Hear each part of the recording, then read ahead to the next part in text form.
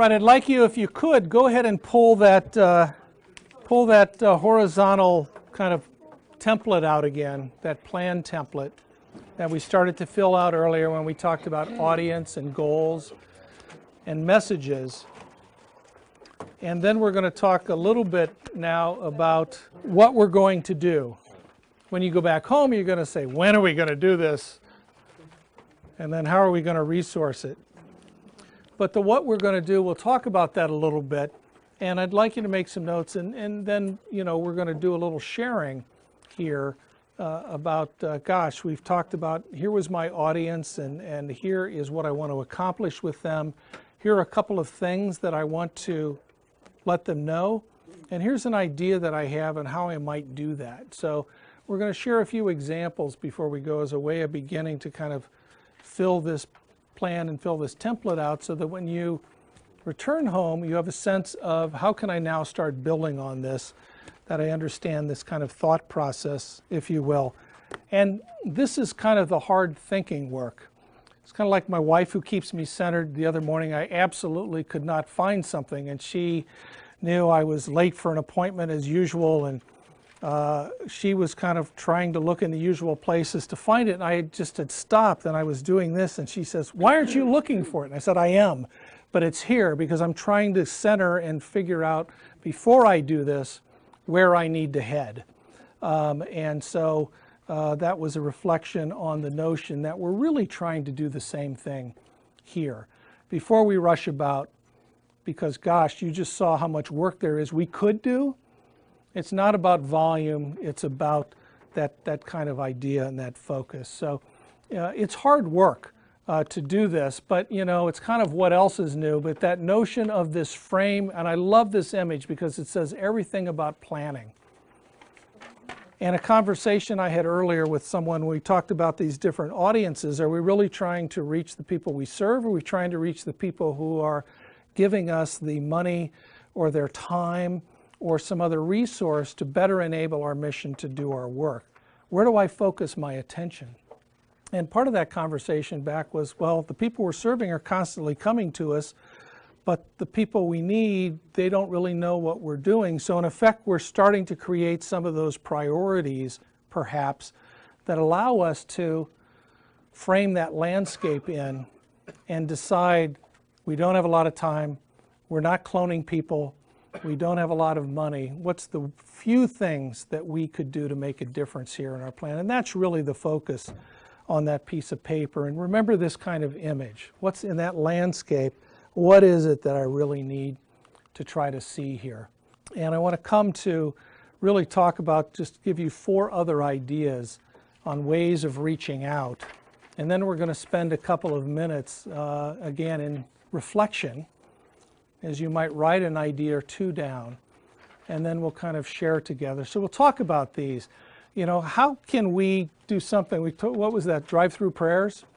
Do ways to kind of mobilize ourselves to create that kind of word of mouth in ways that may be a little bit different. We're in the comfort providing business in some ways, all of us, and we heard this plea for coats or food, or unfortunately, we deal with a lot of weather-related issues, hot, cold, storm, whatever, where we're called upon. We're all called upon. That's when people need us most. And it's also a time to serve, and it's a time to share. It's a time to share. People look to us. We don't have to go asking media to pay attention. They're coming to us asking for information and news. It's our time to rise. Starting those conversations in unexpected ways. I'll give you an interesting example, drive-through prayer, anxious to go or 2. And then some resources that are available to you in your packets as well. This was a kind of an effort to promote attention around violence. And when I'm not saying go to Washington and get a huge number of people and start leading parades during the Stations of the Cross to call attention to gun violence, and this was kind of in the post-Newtown time, but that notion of being able to find a way to take your ministry outside of your normal walls at a given time, to show up, and again, just off the top of my head, what if you did a public type of thing in terms of serving meals or lunches on the square one day to people. Or I just saw an example, I think, posting around your Facebooks. It's the 30 hours of fasting to try to create that connection.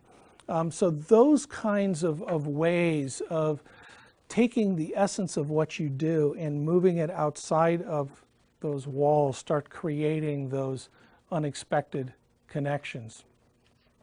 Think for just a second about if there's a way to take something that you do and offer it or share it or visualize it or invite someone to participate in it in a way you haven't done before. One would be good, right? Okay. Or make a note and we'll come back to it. QR codes are the bane of most people. What are those called again? QR code. QR codes? We just put a QR code this week in our bulletin for the first time that they can, and it's on the back page of the bulletin, so it's easy access. It'll take them right to the website on their smartphone. Good. Right, on your smartphone. You can, Why is it a bane? Because they're tedious. You got to hold the camera there. why is it? Wait till you have to work for a living, 70 hours a week. I asked why it was a bane. Oh, why it was a bane.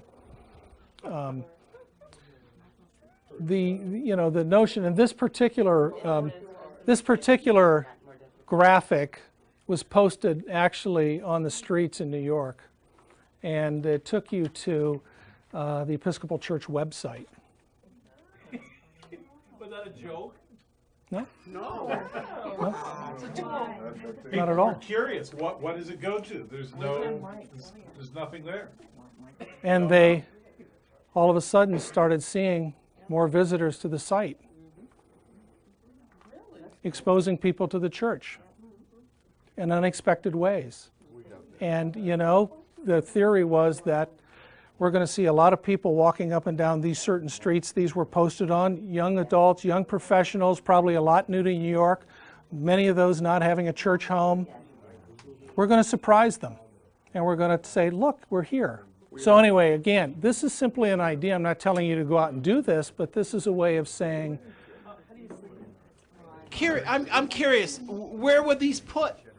storefronts, just like what we would call them in marketing terms, wild postings. You pay for it? You can often put them up for free. This particular one was in the same block as the church offices were. So when you say concert posters, or whatever, yes, some places you pay for them. But again, this is just an example of teasing an idea to get people to say, "Gosh, what was that?" or to start those conversations. I just love this because it's very simple. Where do you get those from, or how do you develop them? You actually can, they're free. You actually can go online and just search for a QR code and then put your web address in, and it'll print this out for you. How do you know someone else hasn't gotten it? It won't issue you one. It's like a barcode. It's like a barcode. It's unique to your link. And usually a lot of ways, and you might see this happening, for example, in I think museums are using them a lot. So if you see a painting and you get a paragraph about the painting, there might be a QR code there where you can actually take a picture and it'll take you to a site that'll show video of the artist painting the piece, or it'll do an interview with the curator about this artist's works. So it's a window. Think of it as a window to something bigger, a window to help tell your story in more ways. We give them a blank sheet of paper and use it as a bulletin. Yeah. Yeah. That's right. Put a QR code in the middle of the blank sheet, pass it out on Sunday, and see what happens.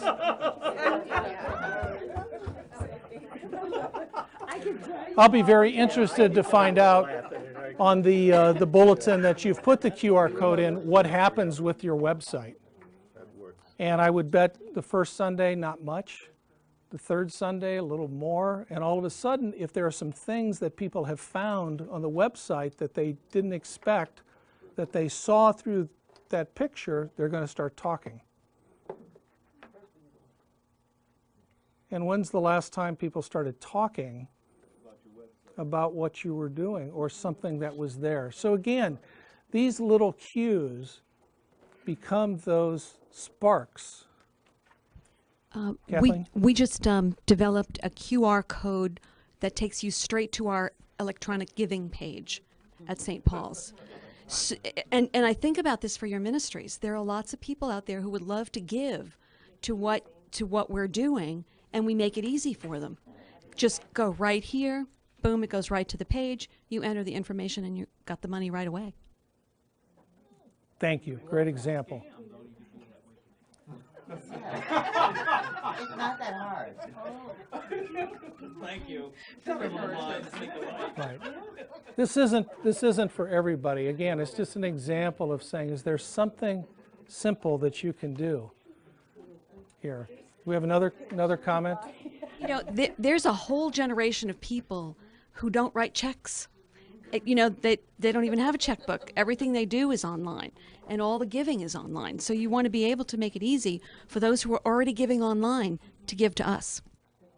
Not only make it easy, but just have different ways so you're not leaving anything on the table. If you want to write a check, knock yourself out. But if you want to use your credit card, go ahead. Here's an easy way to get to it. You just want to make it easy. I guess the whole point of what you're trying to say is to make it easy and accessible, because a lot of times people do so much hard work with their events and fundraising, and then two people show up and then someone else hears about, oh, if I had known, I would have so come and I would have brought 10 people, but they didn't know. And so a lot of times we focus on making the event or the project or service, and then we don't ever tell anyone about it, and then what's the point, you know? Great. And then the last thing I just wanted to point out to you in terms of the materials you have is also in your packet there's a one-page piece that talks about resources available from the Office of Communication.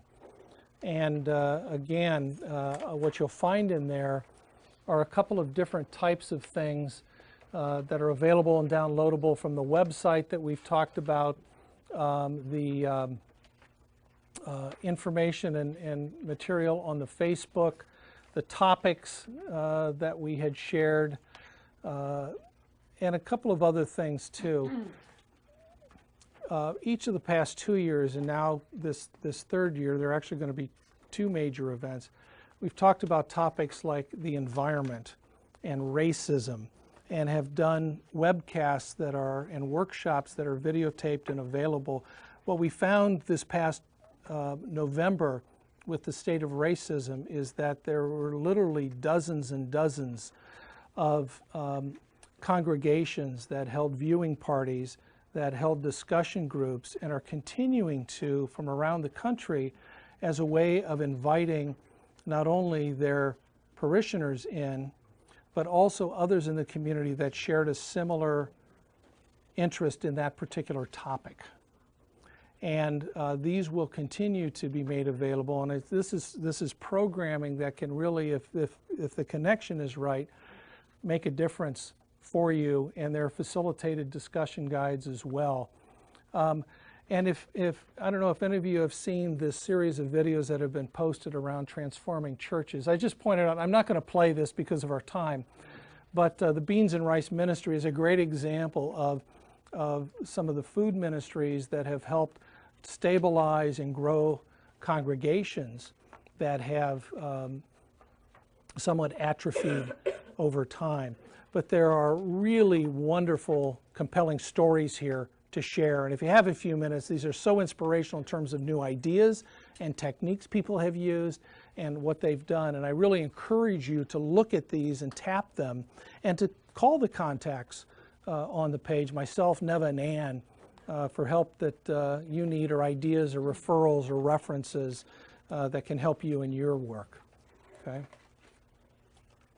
Bonnie? I just have a quick public service, aka Episcopal Charities announcement. When we were talking about alternative ways to get the word out, to raise money, Episcopal Charities has just launched a new campaign. It's called Serving Those in Need. If you go to our website, click on the link, you can find it. It will support the work of Episcopal Charities if you can donate, if you can be a team leader. And as well, you can then raise money for your own church outreach programs. So I'm not going to tell you any more, but we hope you'll go, and we hope you'll become a team leader for your church and try and raise some money for your church. So anyway, this is one of our ways of building another opportunity for awareness and for understanding what we do, but you can also put your own story in there, which will then tell about the ministries that you all are involved with and spread the word. Great. Thanks. Thank you. Please do it.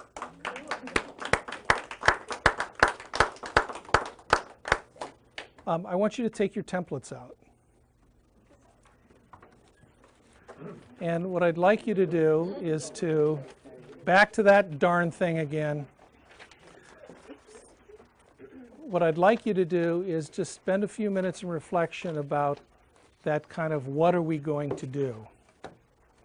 We saw some other ideas here, and I'd just like you to write down one or two things perhaps that you're not doing now, if you haven't already, as a way of reaching the audience, helping meet your goal, and communicating those one or two messages you put down. One or two things that you might have heard of today, or an idea that's sparked in your mind to do that you're not doing now. And then we're going to share one or two of those as a way of kind of wrapping our session and kind of hopefully sending you forth with some next steps to take back home. I'm going to give, I still see some scribbling pens. We'll give you another minute and then we'll just share a few examples here. You did such a great job with the headlines and your leads. I can't wait to see what you've written here. And again, this isn't a critique. I think it's a sharing, because you'll see the kind of reactions the group has to what we're going to share. All right, anyone want to volunteer? What I'm interested in hearing is who your audience is, what goal, what you are trying to accomplish with them, what's the one or two key things you're trying to tell them, and then an idea on how you're going to go about doing what you're going to do. Okay? Any volunteers, or do I get a pick? I just need somebody in somebody. What are the things you need to know and you want to know again? It's a little Who your audience is, Who the audience? what you want to accomplish, what's your goal, what's one thing you want to tell them, the important thing you want to tell them that you think they're going to make a difference, your key message, and then a technique. I'm going to put a QR code up in my bulletin this Sunday. I've never done that before because you can't use that. You can use that. Okay? Any volunteers? All right. I can't quite address your formula, but I'll go first anyway. I find that the biggest, I'm on the Transition Communications Committee for our church. And so my main concern is the message that goes out as our rector is preparing to leave and through the search process and as we bring in a new rector. In that connection, I see that there are deficiencies in our current communications that need to be addressed in how our existing members understand who we are and what we're doing in these two campuses. That's not, even today, there are members, in spite of the fact that we've had this partnership for a number of years, there are people who really don't understand it and can't articulate it for themselves and don't understand why it's part of the church that they're a part of. And we need, to have a coherent enough message that somebody, say a prospective candidate for the rectorship of our parish, can come and understand who we are and why he would want to be our new leader. And all the time, we need to have something also that prospective newcomers or friends of existing members or family, people who are not yet part of our church family, can come to and understand who we are.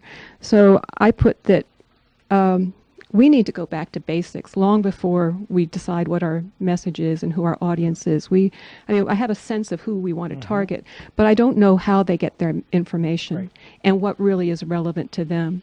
And so what you talked about at the very beginning about understanding your own demographics in light of national demographics, we have some survey activity that's coming up that will do that. But the interviews that really talk about the focus on how you get your information, I think we need to do that. And I'm not really sure how we would go about that. But the goal is really to achieve a coherent, compelling message that uses media appropriate to our key audiences in a year when transition and ongoing ministry are our top concerns. And we continue to strengthen our core. So you're trying to find that frame, right? So you're able to, great. I'm still at the stage of trying to find the frame. Recognizing that and not jumping into, I'm going to do all these things is wonderful discipline. I think what you said earlier too, that if your website isn't working, don't even start to branch out to the others too soon, because I think that's what's going to be visited most initially. It's your front door. Okay, next. Thank you for sharing that. He's given me his eye, so I might as well get it saw out of that. the way. I've learned. One of the things that we undertook at our annual meeting was that we were going to work on building spiritual gifts within our community and outside of our community. So this idea came to me that we would develop a spiritual life program to develop disciples. So my audience is not only within the church, but hopefully outside of the church. So I'm thinking if we were to build a Facebook page and build our network by inviting our membership, first of all, to become friends with our website, with our Facebook, and then ask them to share with their friends. And then what would we do? Is posting programs that we would be having to help develop these gifts, identifying your gifts, or working on sharing a book, because one of the things that we've taken on is to have book studies with different people sharing. And we would perhaps utilize our conference call to have an engaging conversation about a book. So you'd be using the Facebook to do the promotion of it, but then engage them in a conference call so that you have a... To keep the conversation going, perhaps even in another way. Right. So it would be like a Bible study, but on the telephone. It seems to me what happens in those kinds of circles too, is all of a sudden someone says, this is really neat, I'd like to invite this friend to participate with us. And we have those circles going in. That's great. Thank you. Another example? Are we covering north-south okay here so far? Or do we need to? Thank you, Jesus. Go ahead. I've been rather quiet for the day. I've been at Holy Family just about 4 months now, so I've mainly been observing. But my question is, how do we continue to include the older members of our churches now that we're moving forward in terms of media? Some of them may not have access, may not have necessarily the interest And when I went to Holy Family, what I noticed that was being done, there was the words of the songs that we were using were being projected. Some members, I understand, at first were not comfortable, but it took some time for them to get there. But then again, that is my question. How do we continue to involve those members of our parishes who are not social media savvy? Can I answer? I'm looking for this group to say, how have you found success within your own organizations and parishes to do that? Not that we're cross-pollinating or anything like that, but during the season of Advent and also at the beginning of Lent, we utilize the telephone and the conference call situation to engage people because it is a free service, freeconferencecall.com.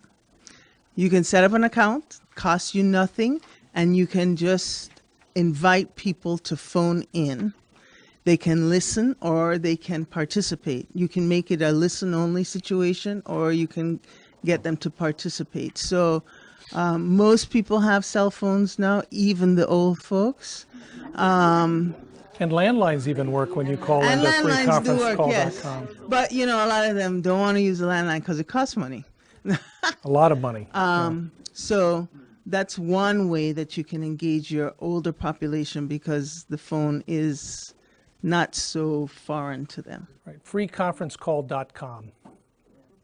And they've just upgraded their service too, and it's better than it has been. So freeconferencecall.com, Free, right.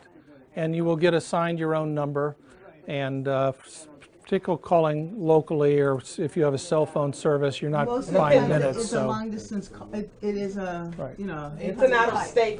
It's an out of state area It's an area code, right. It's free for the originator. It's not free for the participants. Right. Unless they have unlimited calling, which 99% of the people do.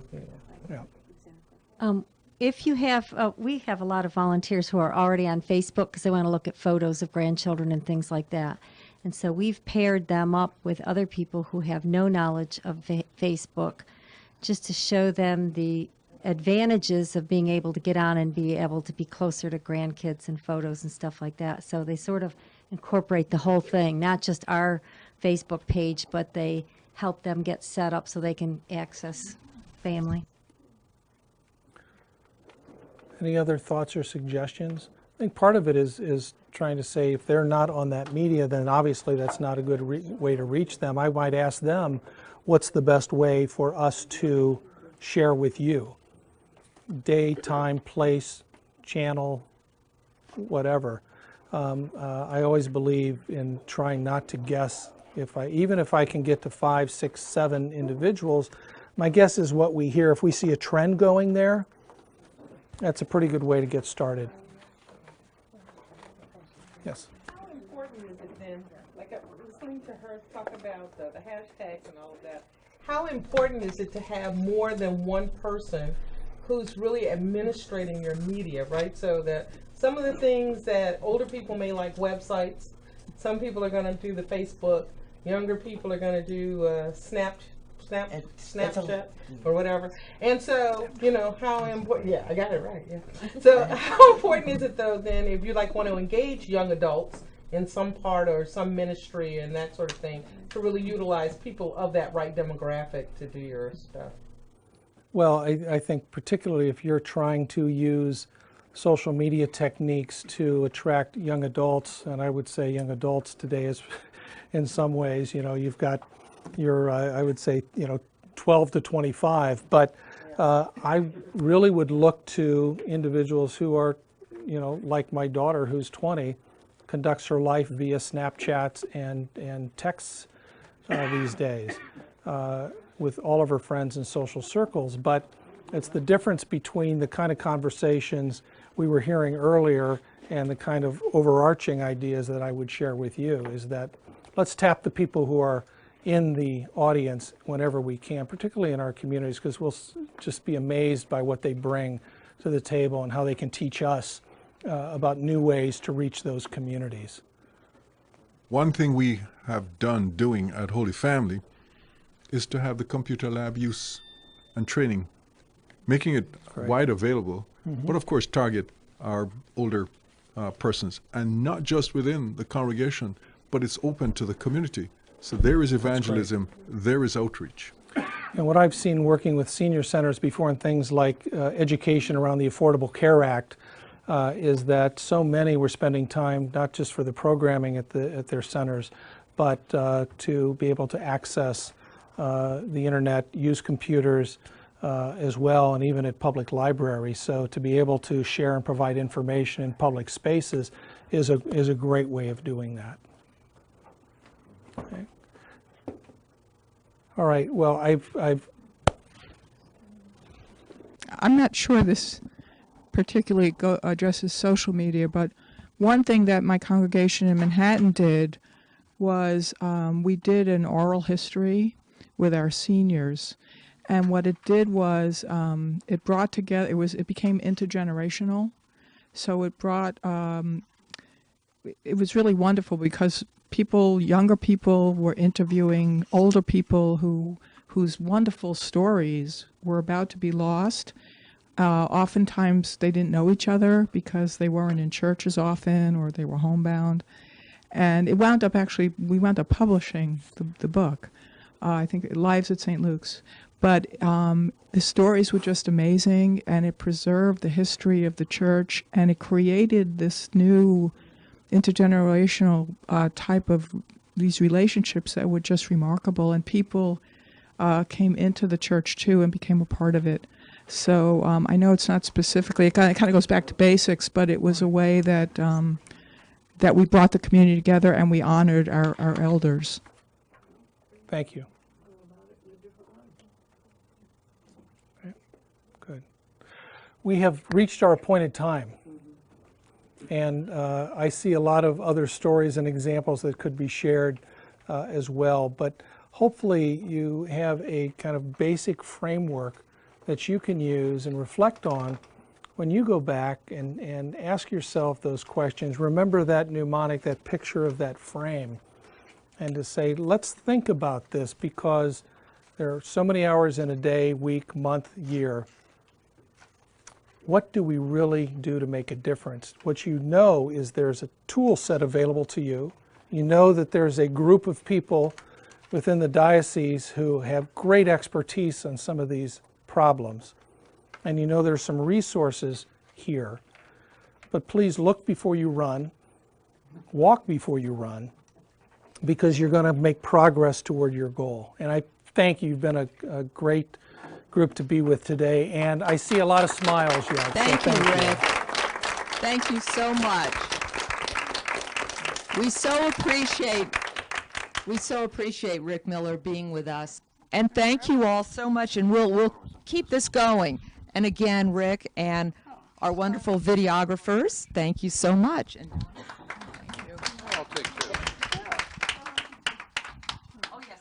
yes, we have some of our great EC pins. Please take one. Wear proudly. I do want to thank Rick for such a great presentation, and for Bonnie for really working so hard and putting it all together, and our wonderful videographers. Thank you.